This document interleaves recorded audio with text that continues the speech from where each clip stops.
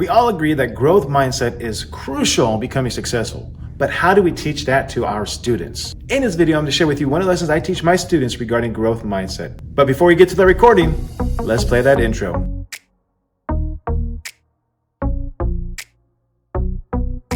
Lesson number 7 out of 25, growth mindset. That is the idea, that is the hope that all these lessons are kind of solidifying that in your mind, exactly what it is. We did the survey at the beginning of the year. A lot of you already had a growth mindset. I'm questioning really not how true that is, but regardless, at the end of this year, I'm hoping you'll at least have more of a growth mindset than you started off with. So lesson number 7 is this right up here. It does not matter who you are today. It only matters who you want to become and how hard you're willing to work to become that person.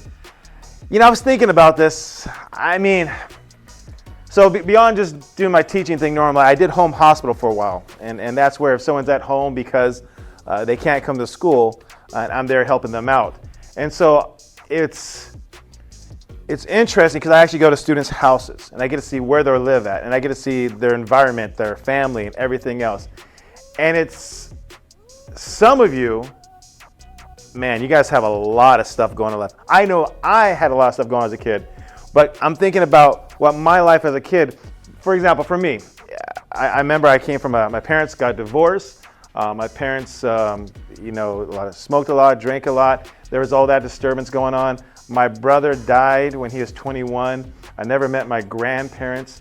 I grew up pretty much shy for the first 2-3 years or first couple years of my life. I never spoke. And then later on, like I said, I was just extremely shy, and it's always been something I had to deal with. And so I had all these things in my life, my childhood, that affect me then, and even affect me now. And I know you guys have some horrible stuff going on. As a home hospital teacher, I worked with young ladies that were pregnant, and that's the reason they couldn't make it to school, because they were pregnant. So I imagine 15, 16 years old. Oh my gosh, how do you know? What kind of future is that? It's kind of tough. And then I know foster homes, adopted, you name it, all medical surgery. You're talking about somebody that couldn't come to school because they basically had medical issues where they were out, leukemia. They're basically like 1% chance of dying, a 1% chance of living. They barely made it. So you're talking about all these horrible things that people have gone through, all these horrible things people are going through, and things I know a lot of you are going through. And so the question is, can it get better? And how does it affect you? And so going back to this question, it doesn't matter who you are today, it only matters who you want to become. And I think about this a lot. Just think of this yourself. At what age do you accept responsibility for your life? Think about that. Because think about someone in 5th grade. If there's a 5th grader that is acting out, how much blame do you put on them? How much blame do you put on the parents? I think you probably put a lot of blame on the parents, right? Why they're acting out, and then maybe the life that's going on, something in the situation. But how 6th grade, 7th, 8th grade, 9th, at what point in your life are you still able to hold on to, I'm this way because of my past and I can't change it? At some point in time, you got to accept the responsibility that this is your life. You get to decide who you are.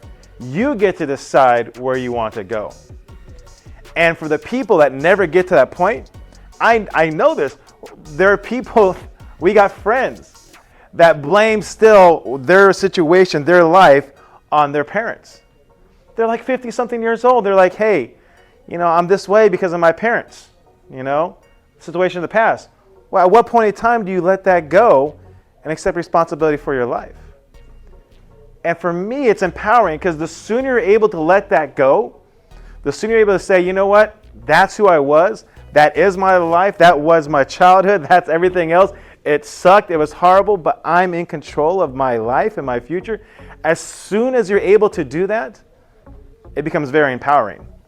Because then wherever you go from here forward, you have control over it. And so back to this question, or back to the statement, it doesn't matter who you are today, it only matters who you want to become. Who do you want to become? And what's holding you back? What thoughts do you have in your mind that are holding you back? What thoughts beliefs about yourself or your life that's holding you back. Maybe it is my parents, my dad left me when I was a kid.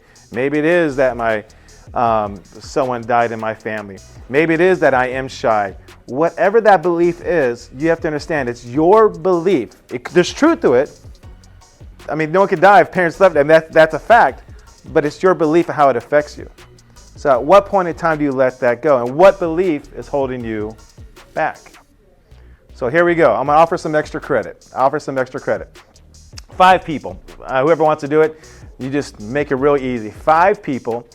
First 5 back there, I'll give you credit.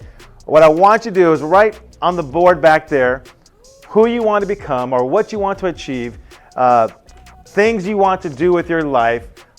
Write it on the board back there. And then as soon as you do that, just come up here and just kind of stand by the whiteboard. Mechanical engineer, join the Air Force, NBA player. Then I want you to write what's holding you back from getting that. Think about what's something about you don't like necessarily now, something that's holding you back, anything you could think of, some sort of belief you have in your mind that, man, this is something hard right now. Just right up there. You don't have to show us, just right up there and cover it with your hand, okay? What I would put on the back there is, and I thought a lot about this. What did I always want? I always wanted a family. That was it. I wanted a family, kids, and I just want the basic American dream. I didn't want us to be rich. I just want a basic American dream, right? But for me, what I had up here was this. I basically had this. I had that I was too shy. No one liked me. I don't deserve it. Man, that was a big one. I didn't deserve it, No one cares what I have to say. My parents got a divorce. All those things are what I was holding on to. I wanted the family. I wanted the American dream. I just wanted to have some woman and some kids think I was worthy. That was it. Now here's the question. And I stayed here for, I don't think it was probably until I was like 26 I was finally able to let go of this. Okay, here's the reality. Whatever we have here, in order to get from here to here, what must we do with this stuff here?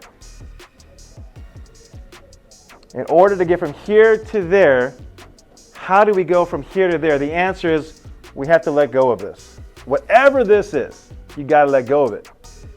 Whatever it is. If it's lazy, here's the reality. You can change laziness at any point in time. Could you hit the door for me? Autism.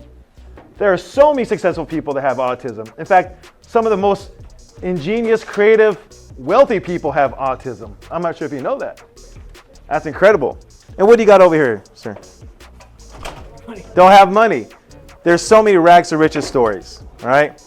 So to get from here to here, you got to be able to let go of this. As soon as you let go of this, what it means is you come to the mentality that you don't need money to be successful. You don't. There's so many opportunities there.